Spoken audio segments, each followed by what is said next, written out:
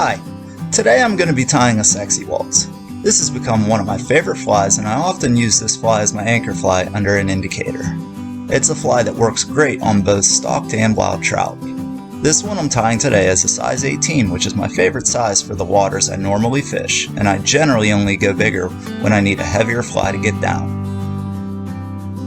For this fly, I like to use a Daiichi 4640 hook, a gold slotted tungsten bead. I like to use lead under wraps, .020 for a size 18. For thread, I like to use 70 denier, fluorescent fire orange UTC. I use small flat pearl tinsel for my rib, and I use natural hare's ear dubbing for the body. Once you get the hook into the vise, get the bead in the proper position. From here you can add your lead wraps, or what I like to do when using slotted beads is to start the thread, insert the end of the lead into the slot, then secure it with a few wraps.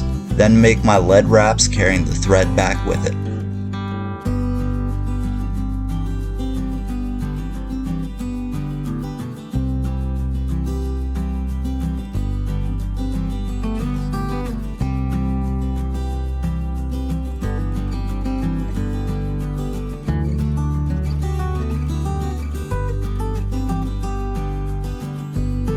Once you put as much lead as you want on it, then I take a few wraps and putting firm pressure on the thread, it will cut the lead.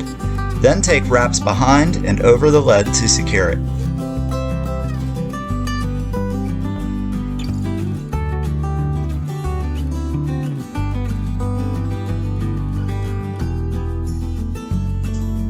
Now tie in your tinsel and take thread wraps back to where you want the end of your body to be.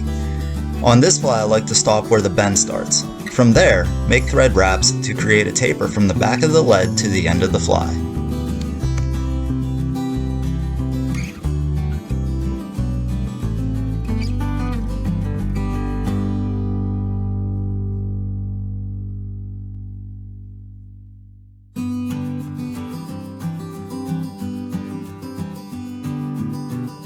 I don't generally like to use dubbing wax, but I do when I use this particular dubbing as it saves time by forming into a dubbing noodle faster.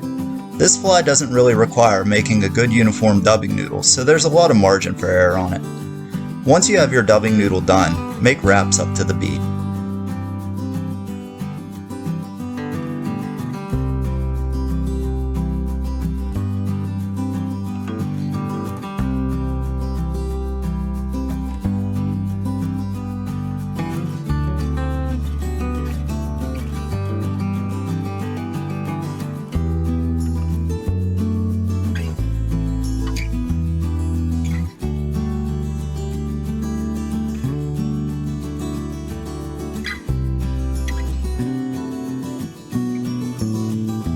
When I start wrapping the dubbing, I like to take one wrap of dubbing behind the tinsel, and then carry on in front of the tinsel the rest of the way.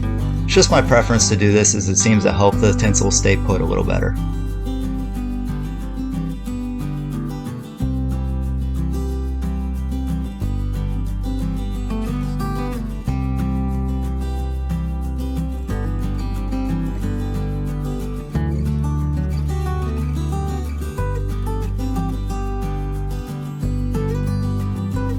From here I make around 5 wraps with the tinsel up to the bead, doing my best to keep them evenly spaced.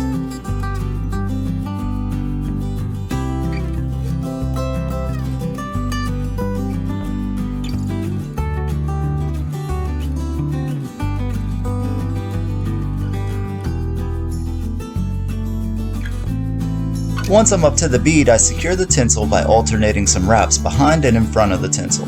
Once that's done, I trim off the remaining tinsel.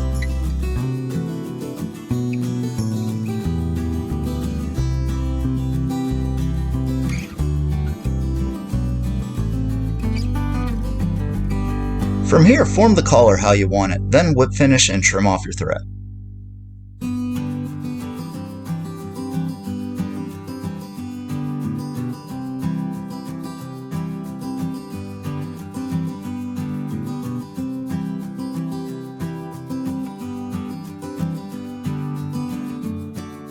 From here I like to give my fly a haircut. You don't really have to do this, as the ends of the hairs will start to stick out once you fish it for a little. It's just my preference to do it.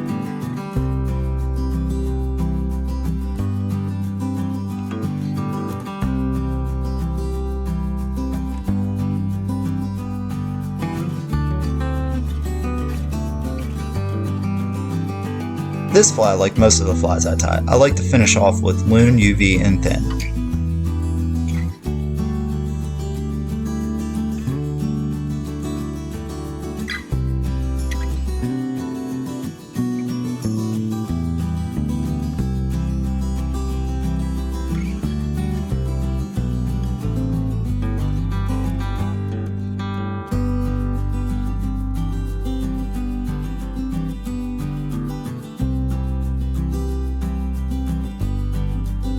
That's all there is to it. This is a very quick and easy fly to tie. When you combine that with its effectiveness, it's definitely worth having in your box. Good luck and tight lines.